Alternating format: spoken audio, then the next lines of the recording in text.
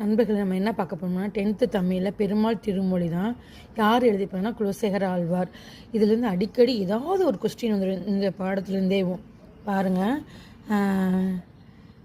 வாளால் அறுத்து சூடினும் மருத்துவன் பால் மாளாத காதல் நோயாளன் போல் மாயத்தால் மீளா துயர் தரினும் வித்துவ கோட்டம்மா நீ ஆளா உணதருளே பார்ப்பன் அடியேனே அப்படின்னு சொல்லிட்டு பெருமாள் திருமொழியில் அவர் பாடியிருப்பார் குலசேகர ஆழ்வார்.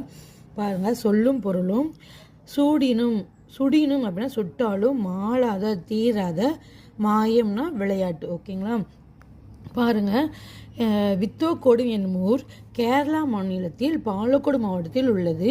குலசேகர ஆழ்வார் அங்குள்ள இறைவனை உய்ய வந்த பெருமாளை அன்னையாக உருவகித்து பாடுகிறார்.